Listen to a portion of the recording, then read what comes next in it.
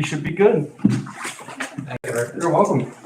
I'll note that I don't have a mask on because I'm speaking a lot of this time. But I will call this December 15th, 2020 meeting of Lawrence County Board of Commissioners to order. Would all please rise for the Pledge of Allegiance, followed by a brief moment of silence. Loretta, would you lead us to the pledge? I will. I pledge allegiance to the flag of the United States of America and to the republic for which it stands, one nation, under God, indivisible, with liberty and justice for all. If you all please remain standing for a brief moment of silence.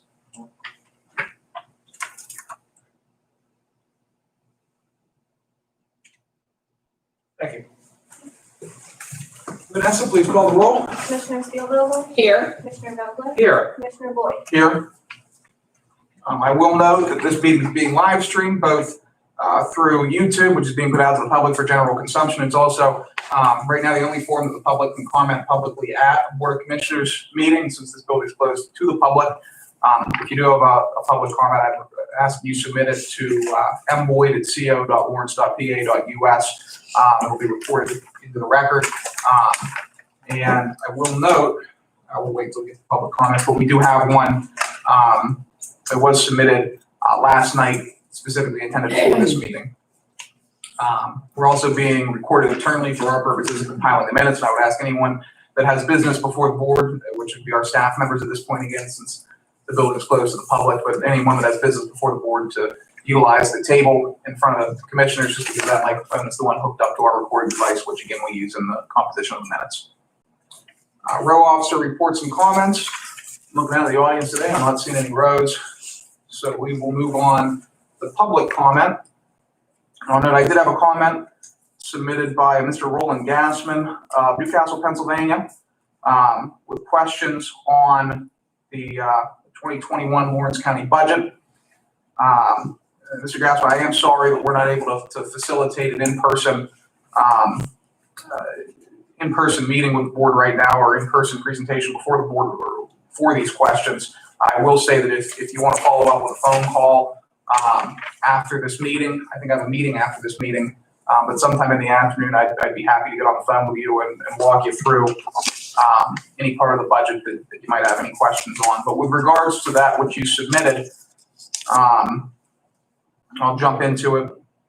Your process question, which is with regards to the time frame in which the budget was compiled and why it wasn't put out earlier than it was. The simple answer to that is that, quite frankly, a lot of it was, the entire budget was built from the ground up. It's zero-based, and unlike many of the large corporations in the United States, we don't have a finance department that reports directly to the commissioners. Unlike even the city of Newcastle, we don't have a finance director. And so 95% of the budget was done by me directly. And I have other duties, unfortunately, to attend to than just explicitly the budget. I'm hopeful that with the new template in place, that with the new analysis that we've done, that we'll be able to get it out next year a little bit earlier, that we'll be able to have maybe even some degree of budget hearings. But for this year, just due to the circumstances where I was working and then my colleagues were working, easily more than an 8-hour day. I think sometimes I was here until 11 o'clock at night. Last week I was here so long I set the alarm off, and almost didn't remember the password to turn the alarm back off. But that's why it took so long to get out, and I do apologize for that. And hopefully the process will improve next year, considering the fact that we have a better idea of what we're doing. Mr. Chairman, before you leave that issue, if I may. Sure. You said you're sorry, but I don't think you need to make any apology. Correct. And I'm glad you said that. I'll tell you why. Yes. County government, by and large, is governed by the county code. County code is the compilation of all the laws that are passed in Harrisburg by the legislature and signed by the governor, basically saying what a county can and cannot do. It's a rule book that we have to follow.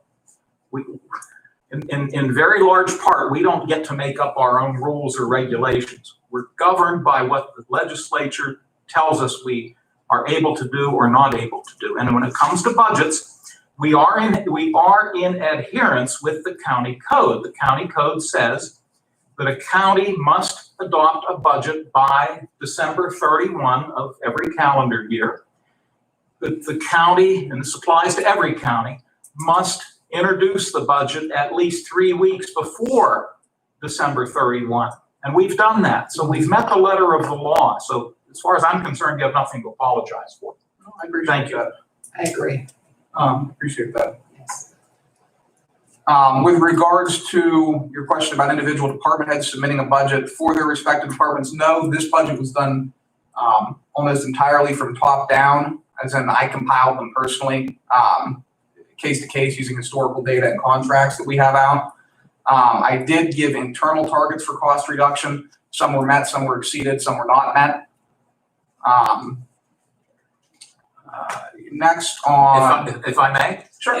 Thank you. Appreciate your letting me interrupt you. Go for it. And I've discussed this with my colleagues, and this is a new way of how the budget was produced. Because in the past, and they know this, the county administrator took principal responsibility for compiling the budget, and in the past, usually in August or September, if I'm not mistaken, I'm looking at two department heads. Usually in August or September, each department head would submit their budget proposal for their respective departments to the county administrator and to the commissioners. And then the county administrator, and in some situations, some circumstances, the commissioners would sit down and go over those proposals with the respective department heads. One of the things I did ask Commissioner Boyd while he was going through this process, I said, during the process, have you consulted when you've needed to with the various row officers or department heads? In other words, if you had a question, did you submit your question, or did you need clarification on something? Did you reach out to that particular department head or row officer? And he advised me that he did. So as we said last week, it was not done in a vacuum. Was it done differently than years past? Yes, it was. But I come full circle to the fact that we've done it in a manner that still meets the time frame that is prescribed by the county code. So just wanted to clarify that, and I thank you for letting me do that. Absolutely. I don't see a question on the taxes versus wage growth and inflation.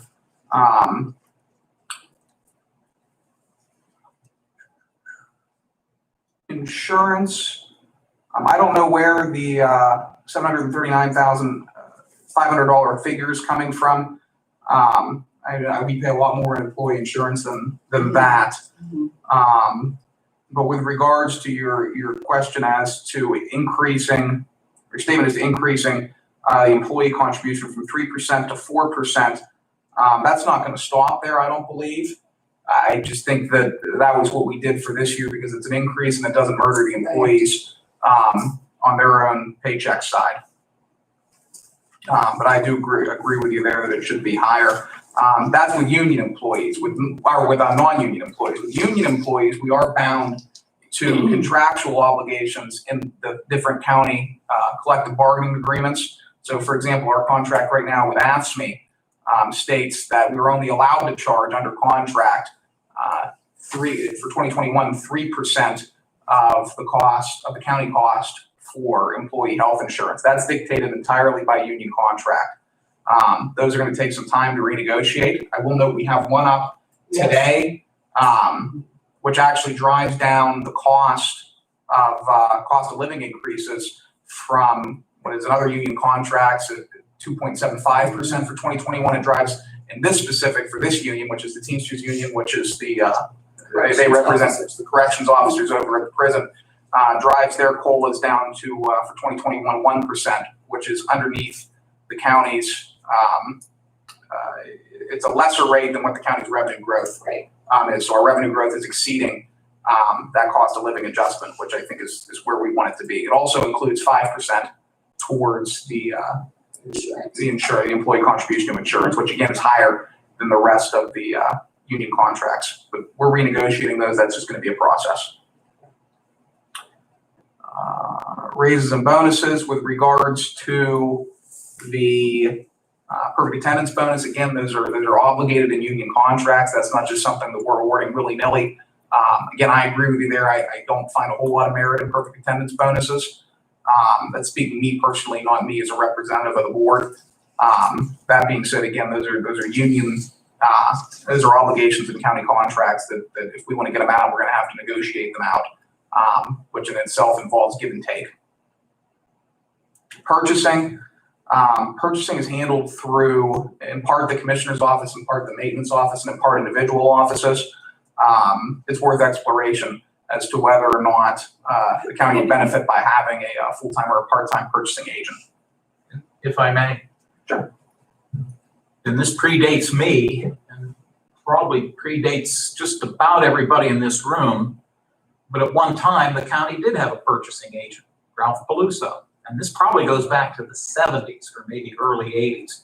So I just wanted to point out that at one time there was such a position in county government. Thank you. Absolutely. Individual department budgets, Office of the Coroner. You know, salaries are up, deputies are up by 55% year over year. That was to bring them into line with the previous coroner. A new one was elected. This is his first year of office.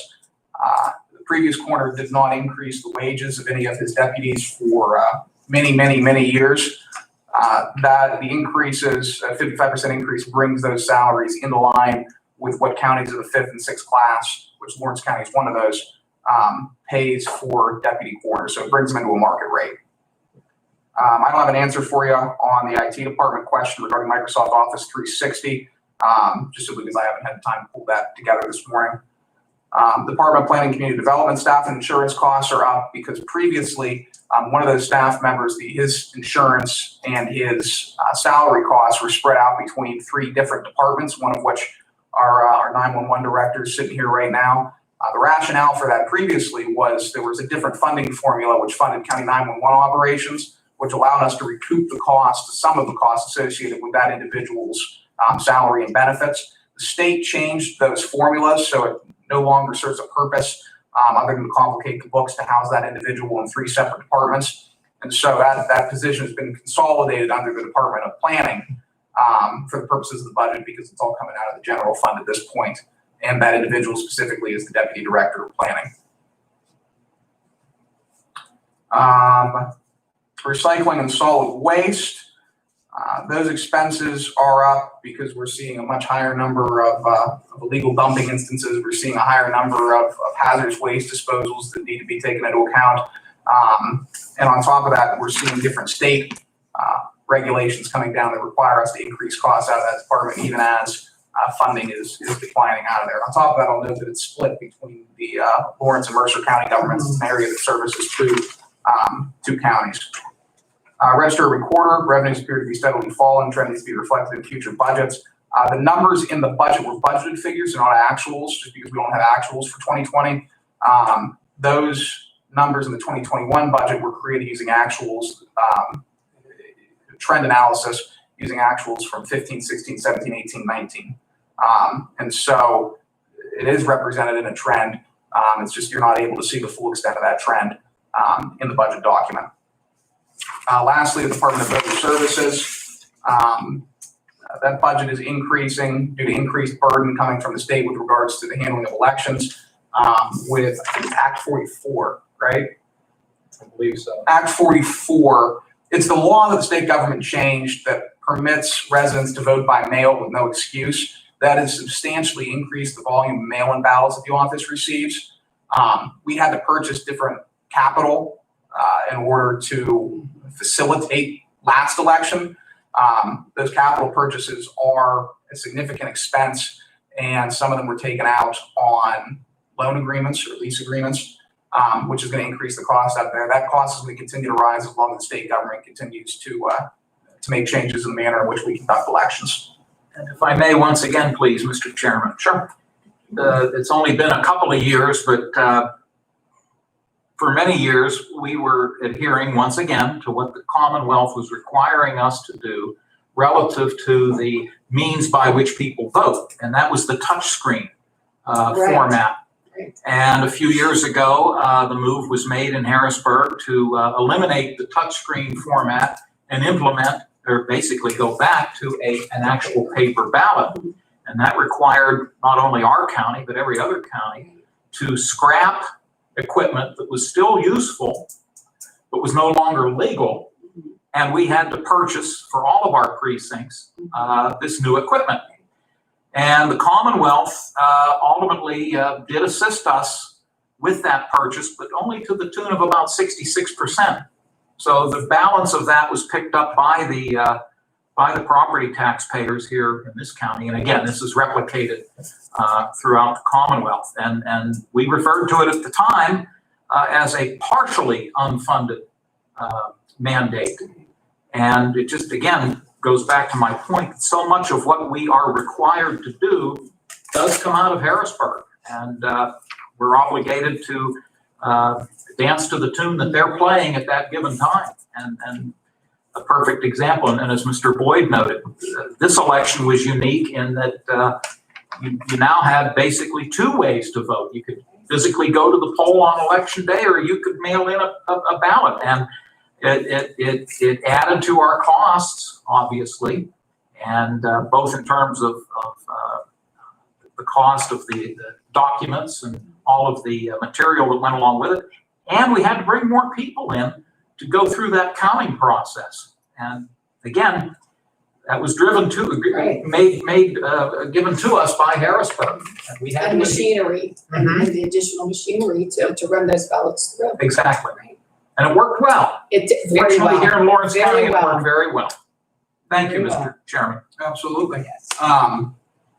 But I'll note that Mr. Gassman ends his letter by stating that the 2021 surplus, which isn't much of a surplus, it's about $400,000, should be going back to the county taxpayers. If the commissioners decide against reducing taxes in 2021 and moving forward, taxes must be held at current level until 2026. And Mr. Gassman's rationale for that is, from my understanding, looking at the chart provided, due to wage growth across the country.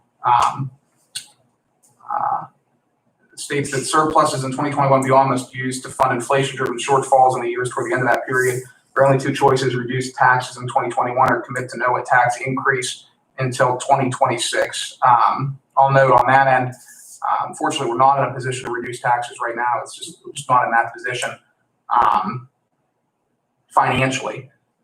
It's only this year that the rainy day fund we were able to replenish, and we do have operational costs moving forward, and we do have a need to continue to invest in capital around the county. I mean, the roof in this building, for example, it's reaching the end of its life. That roof is going to cost, $900,000 to replace. So unfortunately, things cost money. In terms of committing to not increasing taxes through 2026, we can't do that either because, as Dan's mentioned, we don't know what, if any, new rule changes will come down from Harrisburg that require us to increase expenses and increase operations. And on top of that, and Dan mentioned this in previous meetings, a lot of what we do here is driven by crime. And if crime in Lawrence County continues to accelerate, on that end of it, we're going to have to increase costs here to accommodate that crime, to make sure that people have access to a court system, to make sure that people have access to adult probation and juvenile probation, to make sure that our 911 system is able to field the amount of calls that are coming in at any given time. Unfortunately, the functions of government are largely driven by societal need, and there's more societal need here to fund government services than there are in maybe in Crawford County or in some other counties where there is, a lower rate of, very simply, crime. With that being said, like I said, I'd be happy to have a conversation with you over the phone if you'd be able to send me. You have my email. If you'd be able to send me a good contact number for you, and we should be able to make a connection. I can go into anything more specifically, just because we do have other business to conduct today, and this really isn't explicitly the forum for conversations regarding the budget. And if I may, real quick, Mr. Chairman, I will note, I have had a few phone conversations with the gentleman, Mr. Gassman, and I do want to thank him, and I appreciate his interest. I wish more people would show the interest that he has. And the analysis is actually very good. Yes, and his insights, and Very, very much appreciated. It's appreciate that he's reached out to us. I have pointed out, he understands, and we've said it many, many times up here. We're only allowed to tax property. We're the one level of local government that cannot tax wages or income, and that's probably a good thing. But as we've said before, school districts, cities, boroughs, and townships can also tax property, and they can tax wages and income. We don't have that ability. We live or die by the property tax. But again, thank you, Mr. Gassman. Which is declining in Lawrence County. Yes. But moving on to fiscal contractual, unless there's any further public comment.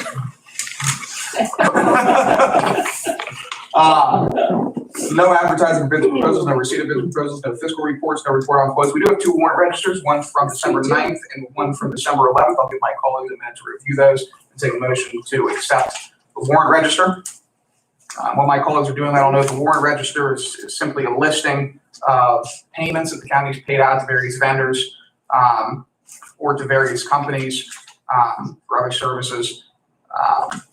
It's a list compiled by the controller's office. It's the end of a financial process, which starts with a department head or a row officer or a commissioner filling out a purchase order, submitting that purchase order to the controller's office. The purchase order is encumbered for the amount of cost that it requests. That then is sent out to the board of commissioners office. 2 commissioners sign off on it or don't sign off on it.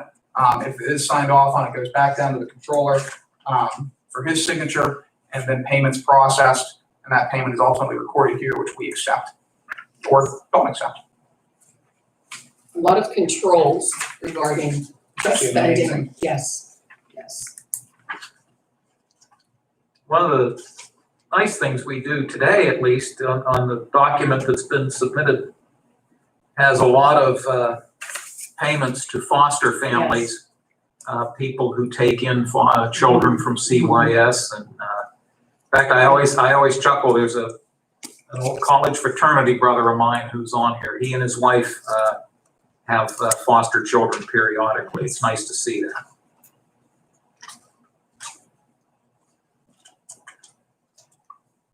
I will make a motion to accept the warrant registers. And I will second that motion. Thank you. Motion is second. Is there any discussion? Hearing none. Question on the motion. All in favor, please signify by saying aye. Aye. All opposed, the same sign. Motion carries. Up next, we have approval of minutes from Tuesday, December 8th, 2020, and the Tuesday, December 8th special commissioners meeting, which is called a session for the purpose of proposing and putting on display the 2021 budget. But I'll give my colleagues again a second to look those over and take a motion to approve the minutes. And I did have time to review them previously, so I will make that motion. Someone else is ready to second, that's fine. I will gladly second Loretta's motion.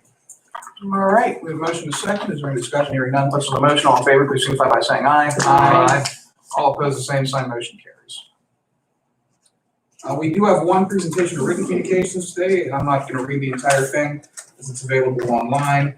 But American Transmission Systems is applying for a Chapter 102 permit to rebuild transmission lines in North Beaver Township. I'll note here that the board, different companies when they're applying, different companies or individuals when they're applying for different permits in Lawrence County, they are required to submit notification to the board that such permits are being applied for. The board doesn't have approval authority over any of these permits, but is required to be notified with final approval authority resting typically with state agencies. But I'll take a motion to accept and file correspondence. So moved. Second. Motion is second. Is there any discussion? Hearing none. Question on the motion. All in favor, please signify by saying aye. Aye. Aye. All opposed, the same sign. Motion carries. We have no proclamations and certificates for today. Are there any staff here that have reports above and beyond what's already on the agenda? Seeing none, we'll jump into commissioner reports and comments.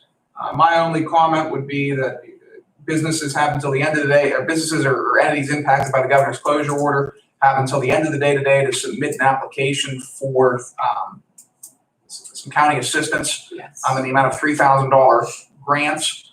I would strongly encourage those businesses and entities which are impacted by the governor's closure order to apply for those grants. It's not much.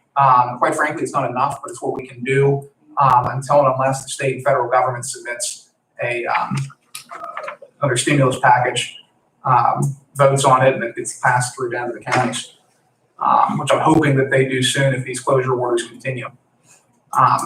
On top of that, I will note if any resident is in need of food assistance, I received the executed agreement yesterday from the Greater Pittsburgh Community Food Bank.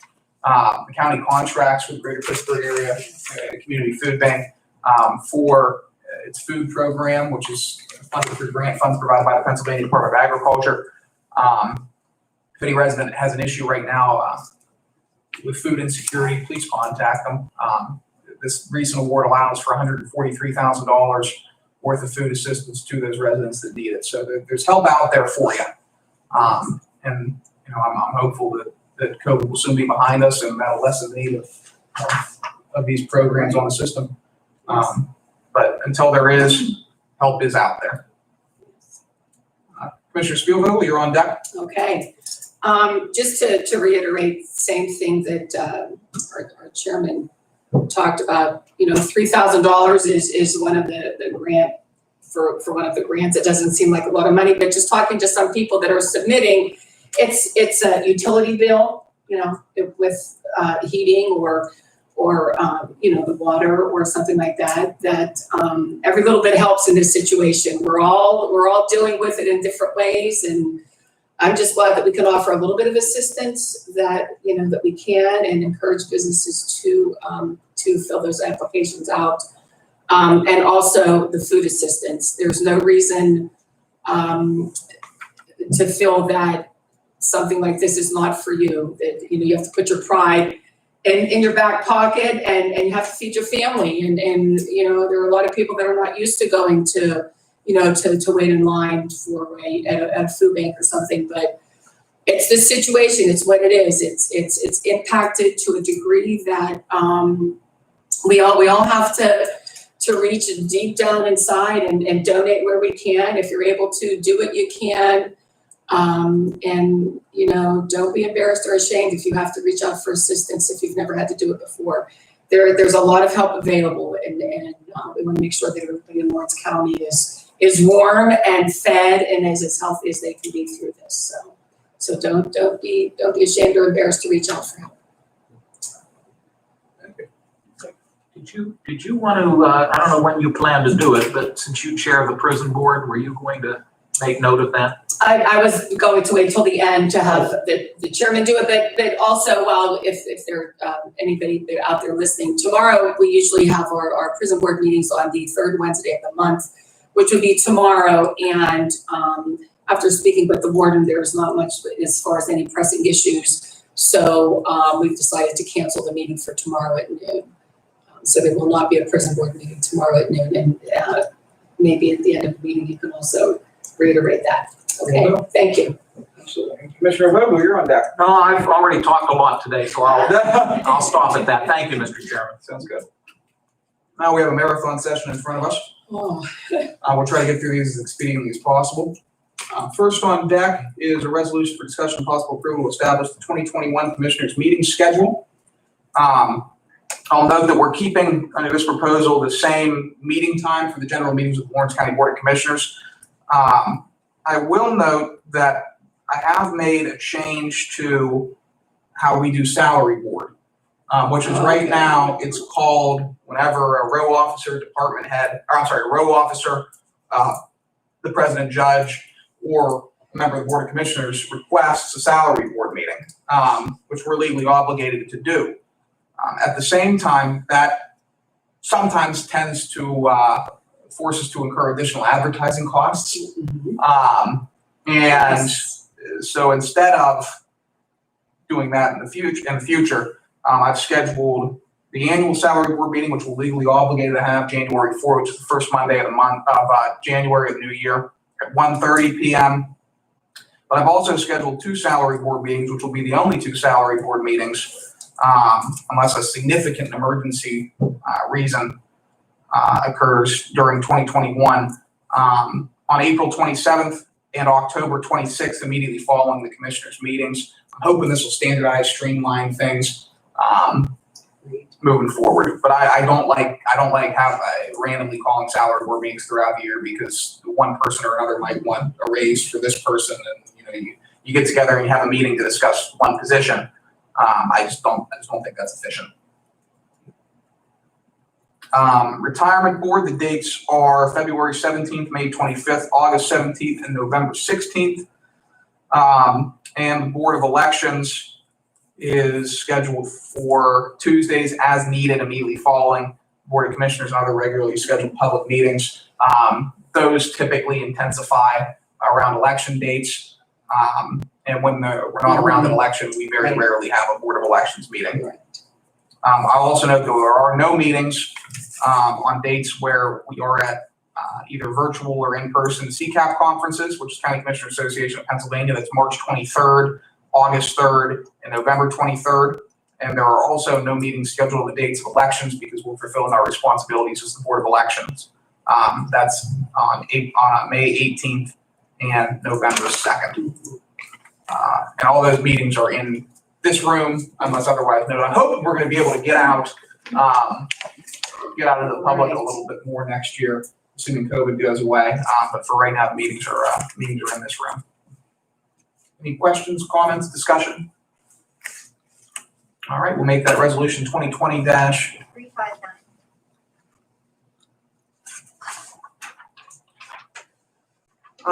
Next up, Dan, I'll let you take this one since this is your board. Oh, well, thank you, Mr. Chairman. Every county has a conservation district, including Lawrence County. And in fact, their offices are housed here in the courthouse. Joanne McCready is the executive director of the Lawrence County Conservation District. State law requires that there be a board of directors. And there's a interesting process that you have to go through to get people to serve on that board. The law also stipulates that one county commissioner will serve on the conservation board. So what we have in front of us today is two positions that need to be acted on. The law requires that there be a quote unquote farmer director on the conservation board. And in this case, Gary McConnell, who is a farmer from Washington Township, has been serving and has graciously agreed to continue to serve. There's a nomination process that you have to go through. Various community agencies nominate people for us to consider.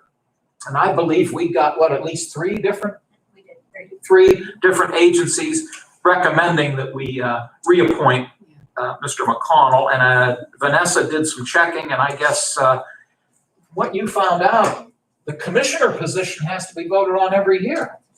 Quite frankly, I don't know that we knew that. I think we were doing it every 4 years, but I've been serving and I'd be very willing and happy to continue to serve if you'll have me.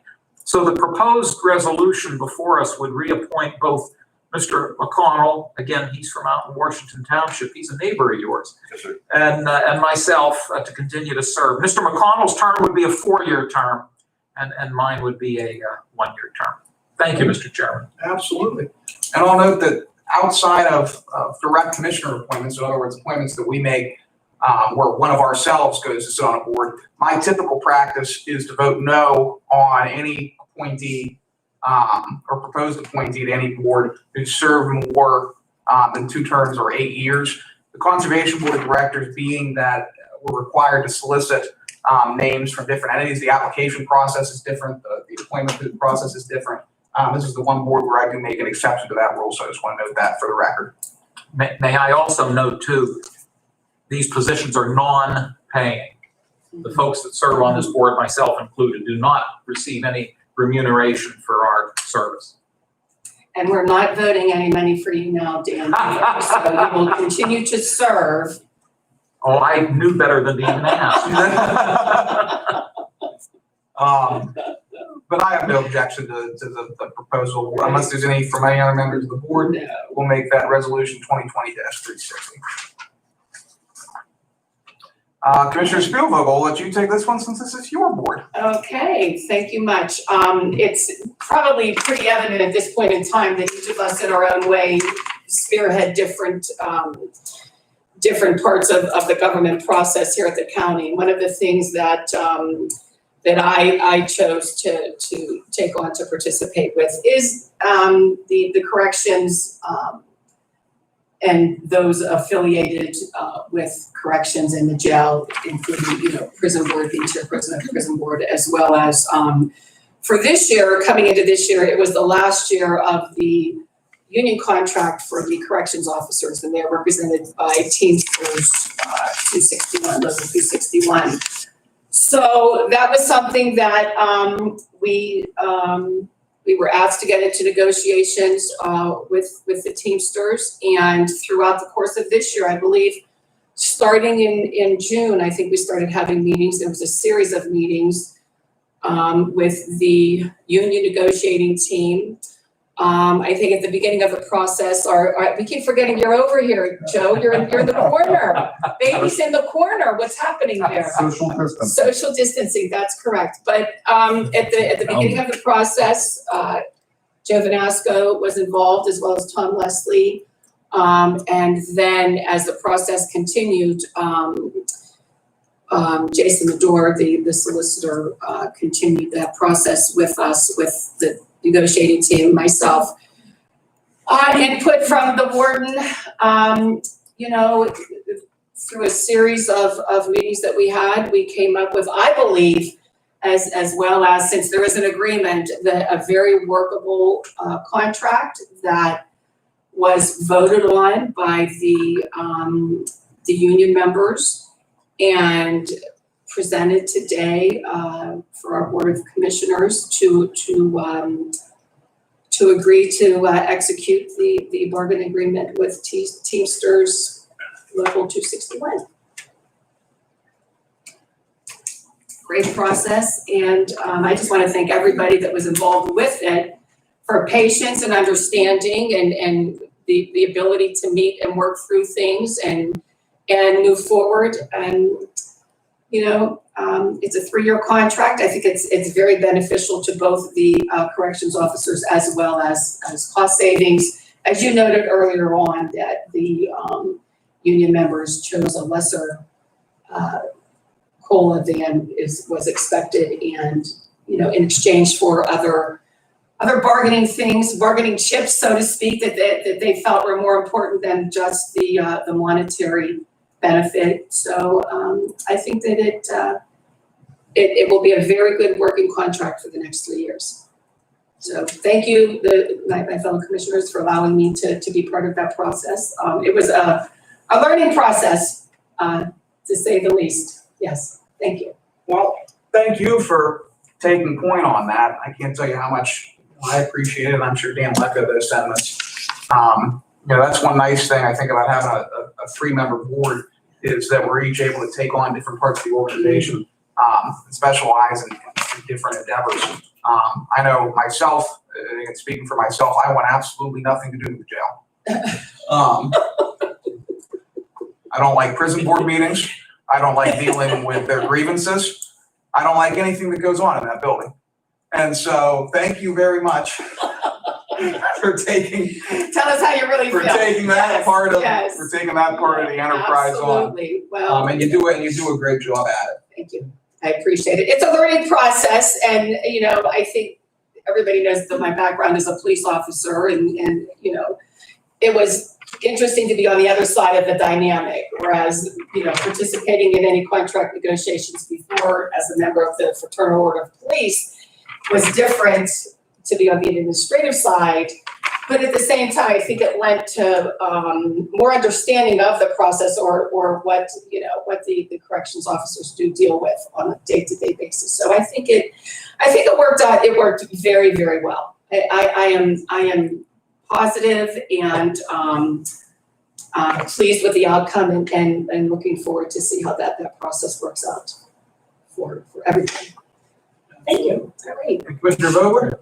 Again, I would agree with Chairman Boyd said. You put a lot of time and effort into it, along with the other people Yes. working with you, but you spearheaded it. And we greatly appreciate that. Correct me if I'm wrong, Commissioner Boyd, but the jail as a budget item at one time, and may still be the largest item as far as departments go. It's the largest item which is funded through real estate tax dollars. Right. CYS and MHDS are both larger, but they're funded through state In grants. large part, yeah. So the jail is, and we've noted many times, there are only two entities in county government that work around the clock. Well, three, counting him. Well said, very good, yes. But Mr. Parrish is with us, our public safety director. Our 911 facility never stops. And they will be there Christmas Day, New Year's Day, hard at work, and our jail. Yes. Someone has to be working in that jail at all hours of the day. And it's not easy work, from the warden on down to every correctional officer, maintenance folks, administrative staff. It's a challenging place in which to work. But I'm very appreciative that we were able to reach this accord. Yes. Thank you. Yes, sure. And we will make that resolution 2020-361 and vote on it in about 25 minutes, and you can exhale a sigh of relief. Yes. Up next, Commission for, resolution for discussion, possible approval, enter an agreement to participate in the unemployment compensation program of the County Commissioners Association of Pennsylvania. This is our unemployment insurance. Very simple. The rate for 2021 is 2.93%, which I think is a good rate. This is our historic provider of unemployment compensation insurance. They do a great job for us. CCAP in general, their insurance programs, I think, are very well run. But unless there's any objection, we'll make this one resolution 2020-362. No objection. No.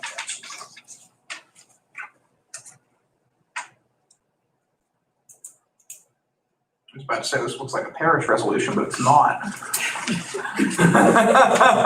They're further on.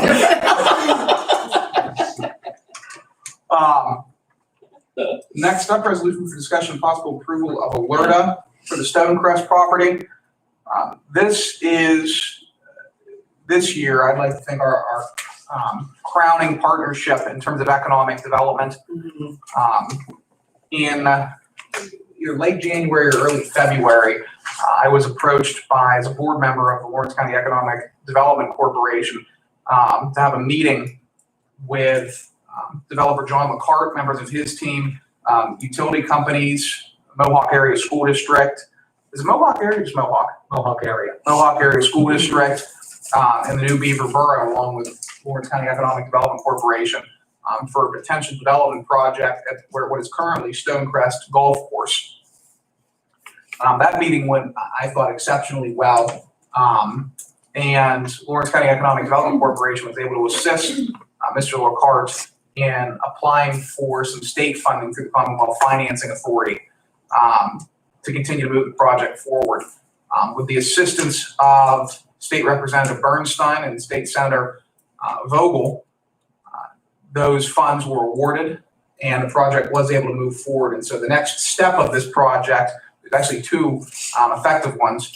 On the government side, Mr. LaCarte has gone to both the new Beaver Borough and the Mohawk Area School District and gotten 10-year Alerta tax abatements on the property to allow him to more attractively promote what will soon be a large business park in the southwest portion of the county.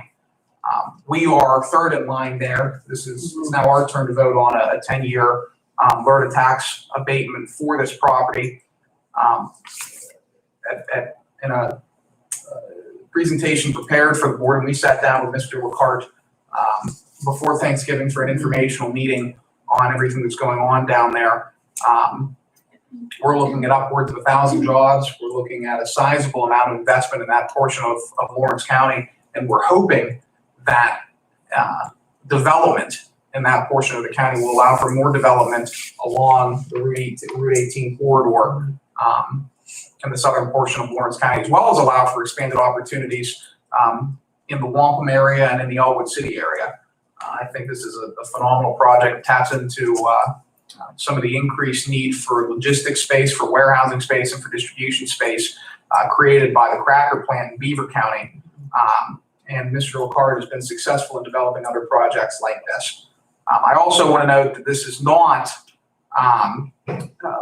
permit Mr. Locard to pay $0 in taxes. It only permits him to basically forestall payments on taxes for 10 years on new improvements to the property. The current taxes, which are paid by Stonecrest Golf Course, will continue to be paid to the county, to New Beaver Borough, and to the Mohawk Area School District.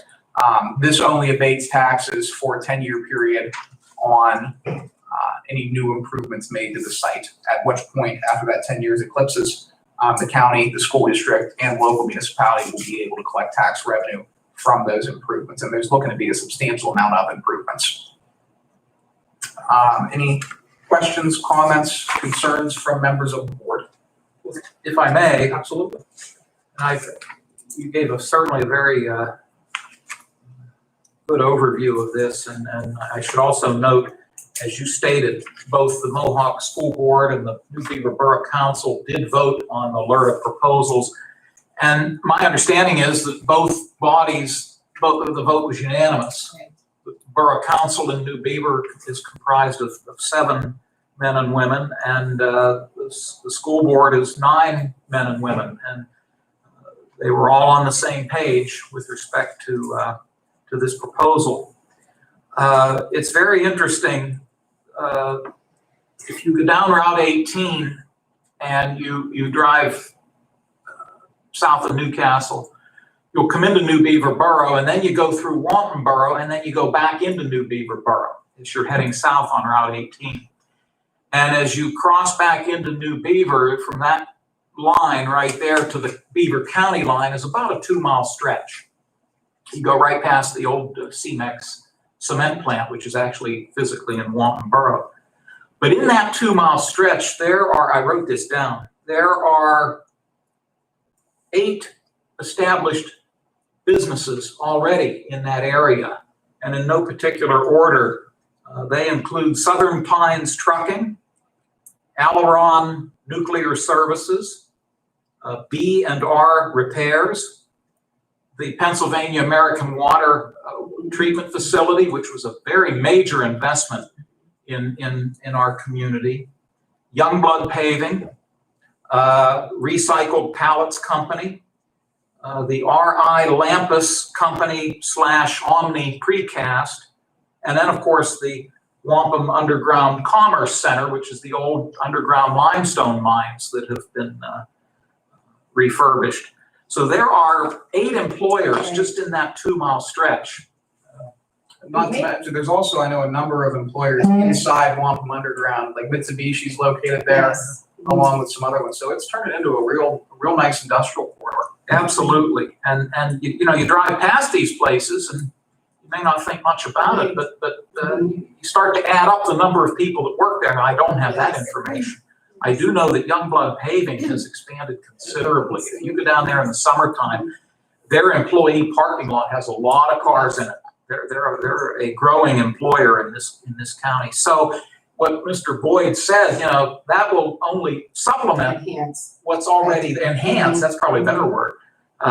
What's already there. Yes. And you know, and we hear this all the time. People say, "Oh, there are no jobs in Lawrence County." Well, if you look hard enough, and there's 8 examples with just in a 2-mile stretch. I'll add one more to it, not to interrupt. Tita Machine. You know, I drove past there. I'm not sure if they're still open or not. Are they still open? They are. Okay. Because I know them. For the longest time, I don't know why, I thought they were in Beaver County. Yeah, I drove right They past had there. submitted, we unfortunately did not get additional monies from the state for more of the grant monies, and I noticed that they had submitted for it. So, And I couldn't tell if they were still open or not. Yeah. I drove over the weekend. Okay. So Okay. I'm glad you pointed. They are in New Beaver Borough, yes. Yes. Yeah. Thank you, Mr. Chairman. Absolutely. Yes. And just tying into that point, by the way, people often say there's no jobs in Lawrence County. According to, and I want to say I got this from the Bureau of Labor, it was either Bureau of Labor Statistics or the Census. There are currently, or as of like 2 months ago, 29,000 jobs in Lawrence County. which, this project is only gonna add to and only grow that number. But it's Absolutely. a good place to live, it's a good place to work, and it's a good place to raise a family. And a little plug for Career Link, if you're looking for employment, Career Link with Colleen Chamberlain. They're managing to do a fantastic job with getting information out and make a phone call and set up an appointment, get down there. They can do a lot of things for somebody looking for employment because there are jobs, yes. But to circle back around, I think I speak for the board here and giving Mr. Licard our sincere thanks, thank you, Sure, to making this level of investment in our community. right, And this is us doing our part to make sure that this development is successful for Lawrence County and for the communities within Lawrence County. yes. Any additional comments or questions? All right, make that resolution 2020-363.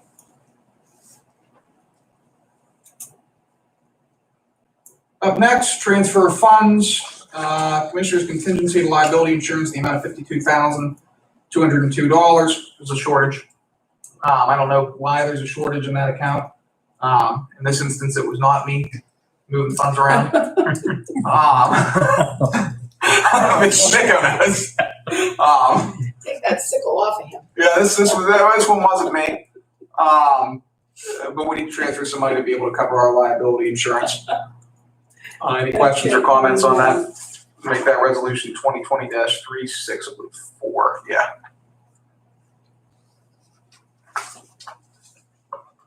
Up next, planning. Wow, there really was a full slate. This is a resolution authorizing the purchase of what will soon be, in addition to the future, Quaker Valley Falls, Lawrence County Park. The acquisition price is $180,000, with a large portion of that being funded through DC, the Department of Conservation and Natural Resources grant.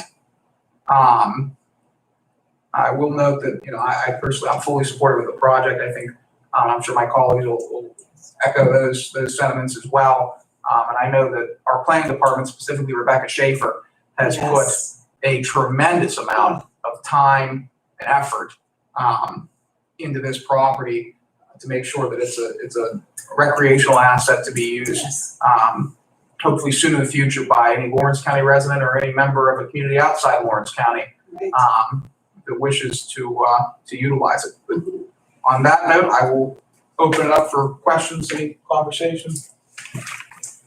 I'll just make a note. I know our meeting is long, but we talked about cutting some trees down, or the proper terminology, I don't know, deforestation, to make the grounds more attractive and maybe add a little income to the property.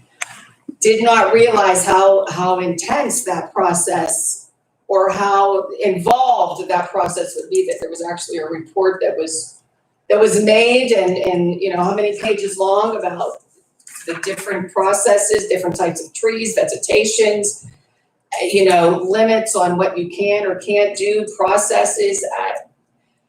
One thing that I've learned in the year that I've been here, I always say, and I thought I knew and did a lot of homework before becoming the commissioner, before being elected to commissioner, but there is so much more that happens every day, such as things like this that are more involved and more detailed than you would think of. Just like, yes, let them go in and cut some trees, and it's not like that. So extensive work, and again, just to talk about the work being done by planning, i.e., Rebecca, she's just phenomenal. Mr. Vogler? Thank you. Yeah, we believe, if I'm reading this correctly, we are essentially supplementing or adding new acreage to an existing parcel that we own. My understanding is we own, which had been First Energy property. We own from US Route 224 up to, going in a northerly direction, up to the railroad tracks. And then this parcel, which is about 59 acres. By the way, this is out in Mahoning Township. This parcel that we will now be securing goes northerly again from the railroad tracks up to the Mahoning River. And I like what they're referring to this as, the Quaker Falls Recreational Area. Mhm. And I think that makes perfect sense. We've been calling it a park, but it is going to be, as they say in their terminology, fairly low impact. I don't envision playgrounds and that Right. sort of thing. I envision more just kind of like West Park, open space that people can hike or Right. walk through. And again, as Chairman Boyd noted, the vast majority of the funding for this does come from a grant from the Department of Conservation and Natural Resources. And credit goes to the Planning Department for going after that grant. Thank you, Mr. Chairman. Yes. Thank you. Unless there's any objection, we'll make that resolution 2020-365. CYS, or I'm assuming Miko. Resolution for discussion of possible approval to enter into an agreement with Harbor Creek Youth Services. Pat, what do we have going on? This is an annual contract. Again, the state year begins with contracts from July 1st through June 30th. So this is just a renewal for Harbor Creek. And again, the rate's quite expensive. It's $275 a day. So we use programs like that as needed, clearly. And as far as we're just talking about Harbor Creek, the second one's not coming up yet. It's a renewal. Prices are on there. I don't know if you have this sheet. We have a nice little breakdown. Okay. There we go. So because we're in the beginning of the year, the numbers are low because we just started in July, but we will more than likely hit that even with the lower count coming in. Our placement count is not going down. So what we're guessing is we're getting a lot more referrals from law enforcement of the more serious events that are going on right now. And we're not getting some of the misdemeanors, they're dropping them down to disorderlies. And probably rightfully so. They want low risk and we're able to focus on some of the other kids. But that's pretty much it. And it is a renewal of the contract with Harbor Creek. Again, we only pay them as we use program funds. And the next one, I'm assuming, is Oh, I'm sorry. Were you going to allow for questions on this one? Yes. Okay, didn't mean to interrupt you. yeah, the next one, I'm assuming, is program funded based on the cost. What's that? I'm assuming the next one is program funded based on Yes, the based cost. on cost. We have 7 currently, and we'll continue. That number will grow to last year's total 22. Probably surpass that. That's nurturing parent through community alternatives. Mhm. I'm gonna let you, And that's a 5%. We have that under the evidence-based grant, so the county share of that whole amount is 5%. I'm gonna let you go into detail on what's going on with community alternatives, and we'll take questions. You'll be able to field questions simultaneously on both Harbor Creek and community. Okay. So what do we have going on with community alternatives, Community alternatives is the nurturing parent program. which you just said? And they, I went ahead, I combined them. That's my apology. Yeah, I'm I'm sorry. messing up your flow, man. No, it's all right. Yeah. It's all right. They're back to back. Yeah, I just got them on a list. So, but yeah, community alta in-home service. So we provide that to kids to try to deter them from going into placement in the first place, which is apparently a higher cost. You can see some of the per diems and programs that we have. Right. And Joe be familiar with that even on the mental health side. So, but yeah, we use them 5% of the total cost of the amount because the grant picks up the other 95%. That is program funded. That's whether we use it or not, whether we go over or not, that's what they get. Okay. And that's based on an annualization, usually a 3-year trajectory. We're not allowed to say, but I'll say it, a 3-year trend data Yes. is what we use before that comes. So we look at a 3-year past trend and we see where it's going, what our numbers are. We'll either adjust accordingly we present or not. Fair enough. Yes. You're fine. Okay. You're satisfied with both these providers? Yes. Okay, and then comments, questions from my colleagues? I'm fine. Just a quick question on Harbor Creek. To your knowledge, and you may have said it and I didn't catch it, they're based up in Erie County? Here you go. Thank you. That's all I have, Mr. Chairman. We'll make those resolutions 2020-366 and 2020-367 respectively. Okay. Pat, you're welcome to stick around for the vote if you'd like. I don't think you have any worries on whether or not it passes. Great. If you need to go somewhere else, we I do have a understand. 12K transfer. I don't know if you want me to sit and wait for that to come around. It's $400. Go with that. No, it's fine. It's coming out of yours. Yeah, I don't care. Very good. Thank you. Thank you. Thank you, Pat. Thank you very much. You're up, Chuck. Me and him seem to be the only one coming to meetings. I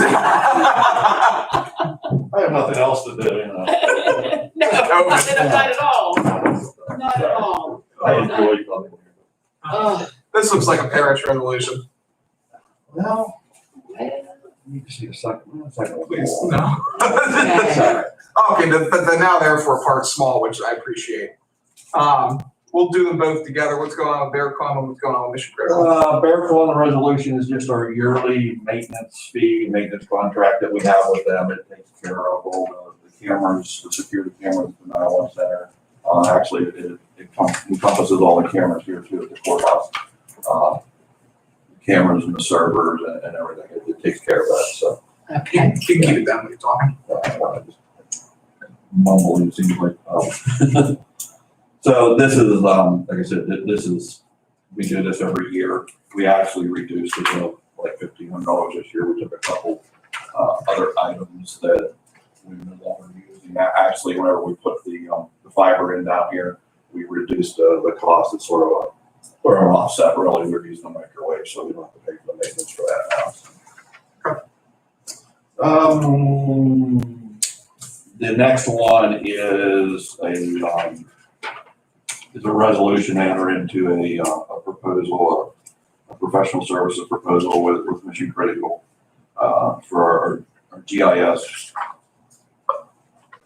Is this the $30,000 contract? This is a different one. Different one. Is it included in the 2021 budget? No, because this just got funded. We were just told that we could utilize this funding from FEMA. Is it fully funded? This is, yes, exactly. This is just, it's passed through. This was from our 15% funding that we get from the state. We were just notified that we had it, so we wanted to try to close it out before the end of the year, or at least not close it out, but to get it started before the end of the year. So this unfortunately was not included in the initial budget, but again, it's just passed through. It's $30,000 and $30,000. Will this go, I assume this will go through special grants? Yes. Okay. Yeah, this will be a different line item for under our 15%. Gotcha. So what this is, and actually, I mean, it's a pretty in-depth contract that we have with them. They back earlier in the year, they did what we called a MAPS assessment, which was a model advancing for public safety, model for advancing public safety with GIS, and with the NG911, which you hear a lot of people talking about, which is the next generation 911, which means texting, with the cell phones, with location based, with all that. Everything's GIS based now, as you guys are well aware of seeing that. This contract also, this proposal will also include training, everything else for our GIS personnel here at the courthouse. Not so much for us at the 911 center with some of our people, but this will include the planning, Alan, and whoever else that works with the GIS will help them update all of our stuff for, that there's a certain model that we're trying to follow with the 911. With all the data that's put in there, so this will help them.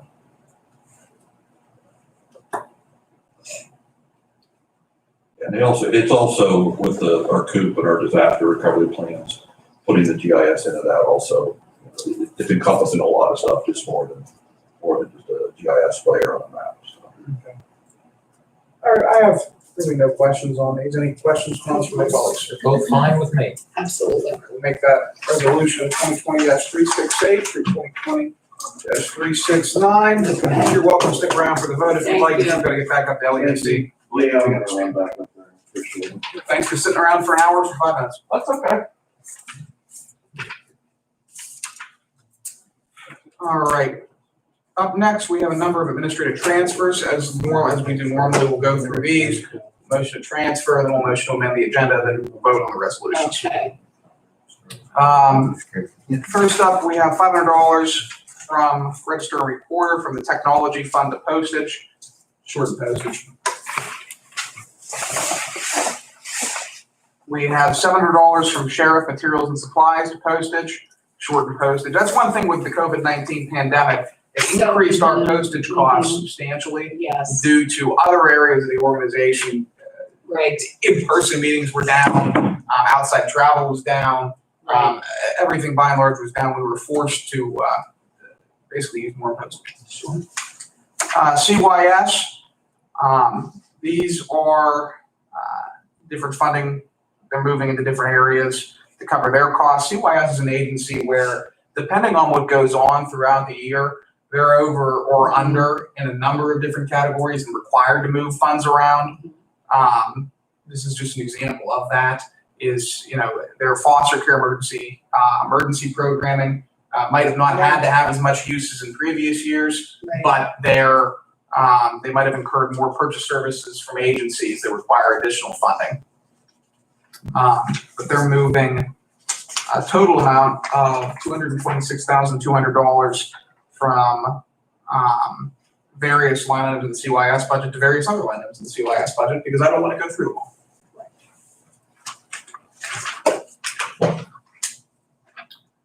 Juvenile probation, they're moving $400 from vehicle expense to materials and supplies. This is reimbursing as petty cash. Some telephone account shortages is in Central Port, equipment lease and equipment maintenance. They're moving a combined $650 to cover their telephone bills. This is the treasurer's office. He is moving money to cover his tax statement prep and brindle printing for his dog license applications. He's moving $2,702.46 from various accounts into his contracted services. This is the prison. They're moving money around internally to cover the costs of corrections officers, overtime, and that's pretty much it. And again, the jail is another one of those departments where, based on what happens throughout the year, this year, for example, we hired a fifth captain as opposed to some additional corrections officers. Grocery expenditures were way down, allowing for different movement. COVID expenditures were way up. The jails, just the size of the organization is such that it requires some additional transfers. And again, I have nothing to do with it.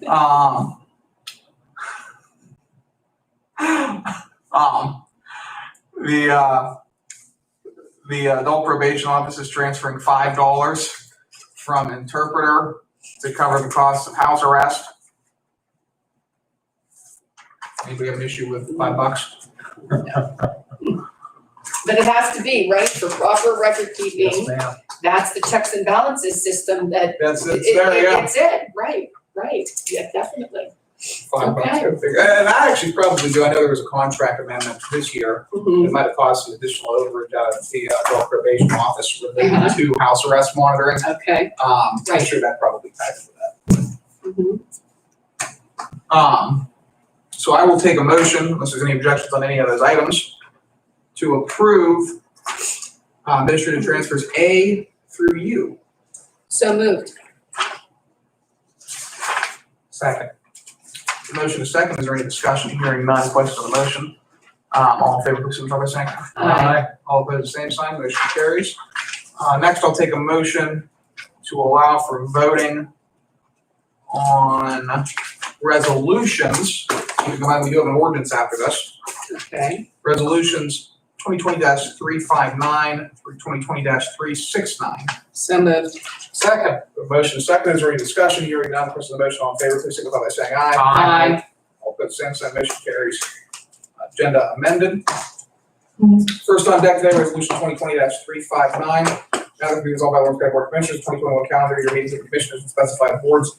Joe, would you be able to run over when you're done talking to Vanessa to Amy's office and cancel the meeting that we have scheduled for 10 minutes ago? Absolutely. Thank you. The 2021 calendar year meetings of the Commissioners and Special Ed Board shall be held in the Commissioners Meeting Room, first floor, Lawrence County Government Center, 430 Port Street, Newcastle, Pennsylvania. Accepted notice that meetings will be held on dates and times here provided. Commissioners every Tuesday, 10 a.m. except for the following: no meeting on March 23rd, May 18th, August 3rd, November 2nd, November 23rd. Annual Salary Board, Monday, January 4th, 2021. At 1:30 p.m. Salary Board immediately following the Commissioners meetings on the following dates: April 27th, 2021 and October 26th, 2021. Retirement Board immediately following the Commissioners and other regularly scheduled public meetings on the following dates: February 17th, May 25th, August 17th, and November 16th. Board of Elections Tuesdays as needed immediately following the Commissioners and other regularly scheduled public meetings. Do we have a motion? So moved.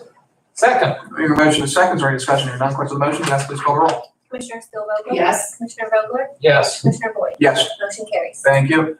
Resolution 2020-360, now therefore be resolved by Lawrence County Board of Commissioners that Gary McConnell be reappointed as a Farmer Director of the Conservation Board of Directors for a 4-year term to expire on December 31, 2024. Dan Vogler be reappointed as the Commissioner Director of the Conservation Board of Directors for a 1-year term to expire on December 31, 2021. I'll note that Gary is from Washington Township and Dan is a cake eater from Neshannock. I could do this. Sorry, Leslie, if you're watching. Goodness gracious. And now that you've offended about 9,000 people in our county.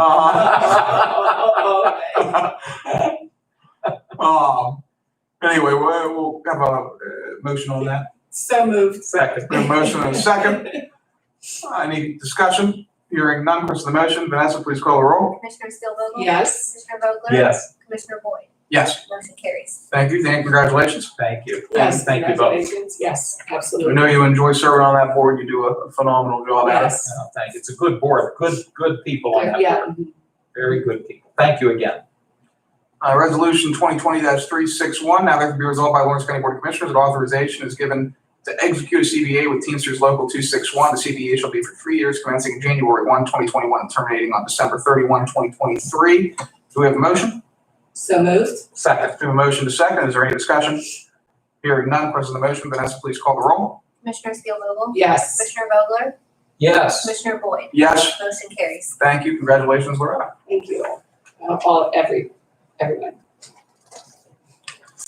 Resolution 2020-362, now therefore be resolved by Lawrence County Board of Commissioners that CCAP UC Trust will administrate the County of Lawrence's unemployment compensation. The CCAP UC Board of Trustees will pay the relief from charge of solvency fee for each member of the trust and will provide an employee assistance program, EAP, for its members at no charge. Do we have a motion? So moved. I'll second. Please bear with me. Forgive me for this. Is the proper word administrate or administer? And I honestly don't know. I should have paid more attention in English class. I don't know the answer to that either. I don't know. It's not a deal breaker, obviously, but I'm just curious if that's the proper terminology. It may very well be, but I don't know if it should say administrate or administer. Either way, I'm for it. I know Jason did review, but Jason looked over this. Okay, So- I apologize. I don't mean to hone in on something so minor, but Now you'll have us all wondering it the rest of the day, Dan. I'm going to get on my phone and is there some site you can go to? I'm going to just put in administrate and see if There must be that's. some word that means something completely other than. Hey, we're just gonna push it through. I didn't mean to hold you up on this, but it just caught my eye.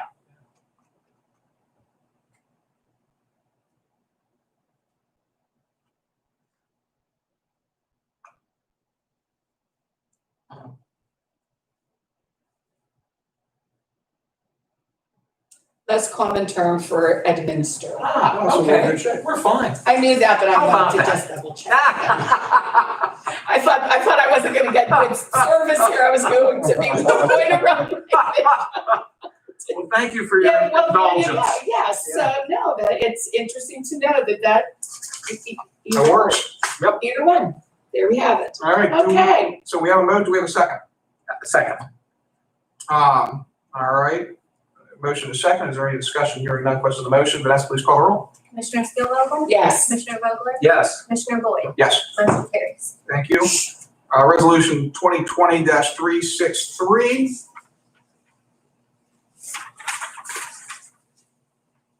This is our Alerta agreement for the new Stonecrest development. I'm not gonna read the entire thing because it's a couple pages long, but if anyone wants to review it, I believe it's on the website right now. But do we have a motion?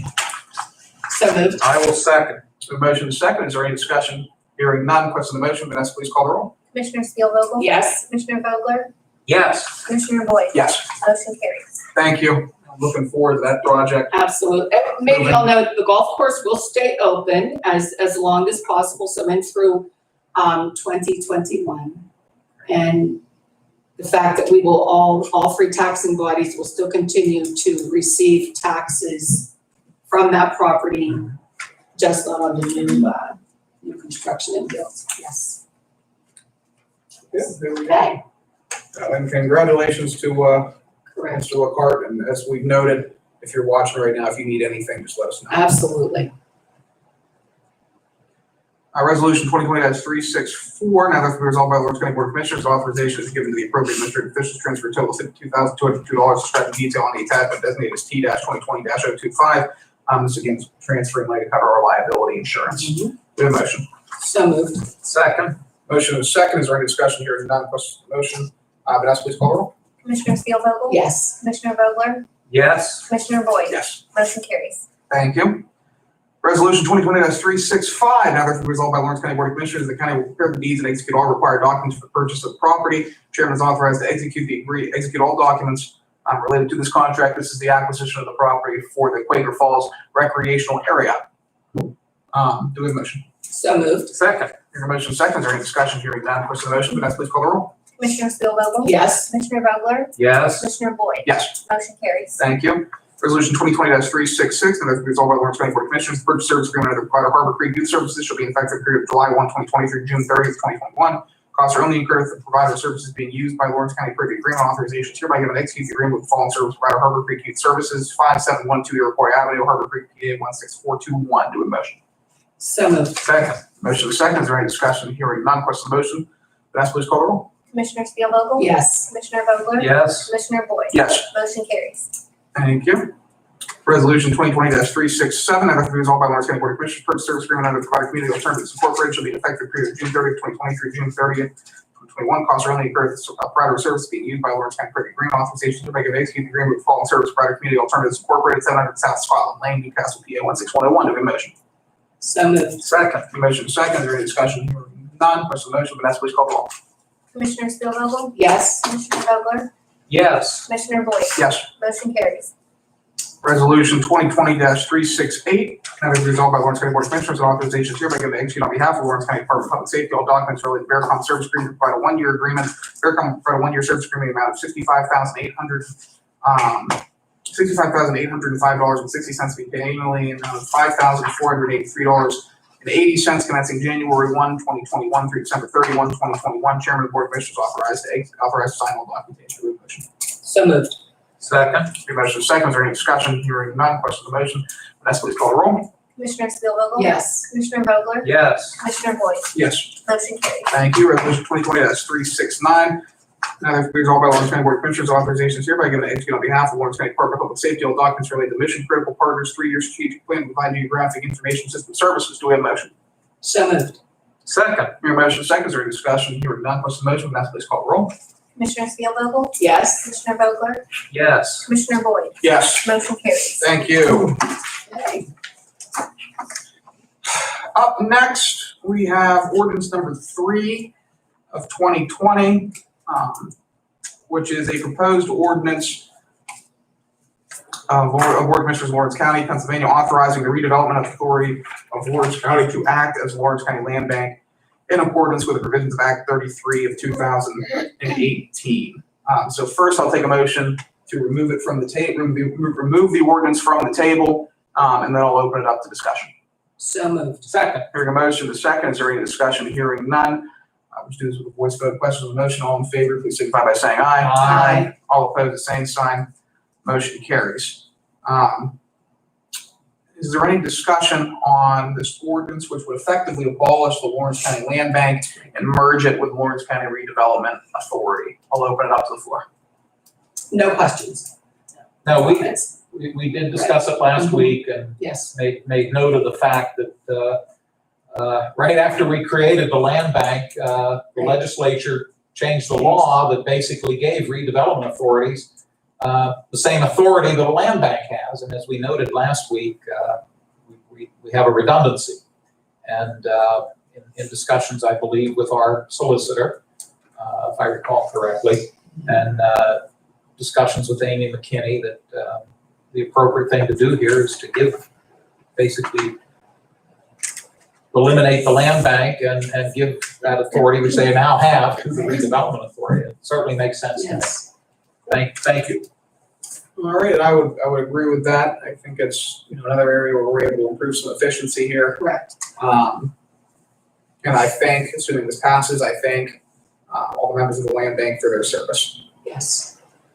But with that being said, I will take a motion to adopt ordinance number 3 of 2020. So moved. Second, and may I make a comment, please? I appreciate your thanking them, because there will be 4 individuals who have been on the land bank who will now conclude their service. Right.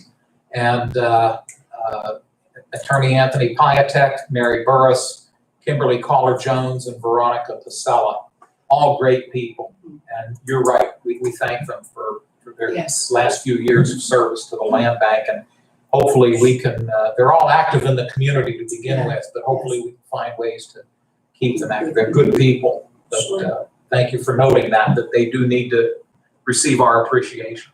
Absolutely. We do a motion in a second for ordinance number 3, which again effectively abolishes the Lawrence County Land Bank and merges those functions with the redevelopment of Lawrence County. It has been advertised in the appropriate legal manners. Yes. And with no further discussion, Vanessa, please call the roll. Commissioner Steelvogel? Yes. Commissioner Vogler? Yes. Commissioner Boyd? Yes. Motion carries. Thank you. And we no longer have a land bank. There you go. We do, it's just under the redevelopment board. Yes. Announcements. Next regularly scheduled commissioners meeting is at 10 a.m. on Tuesday, December 22nd, in this room. And the meeting tomorrow of Lawrence County Prison Board has been canceled. Am I forgetting anything? That's it. I think you got it. All right. Any additional public comments? Seeing none, last time I checked my phone, there were none, but I'll check one more time just to see what we got. Okay.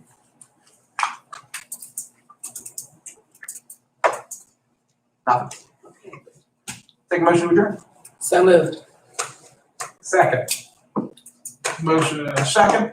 Is there any discussion? Hearing none, question of the motion. I broke my 1 hour rule on this meeting. Nobody could have gotten through it. No. You did fine. Yes. Very good. All in favor, please signify by saying aye. Aye. All opposed, the same sign. Lawrence County Board of Commissioners is adjourned. Very good. Give me 1 second, I'll turn. Okay, good, because I know, I see the crinkles. Oh, my I mean, I goodness. see your It was smile. all I could, well, wait a second. And I know you'll get this. I hope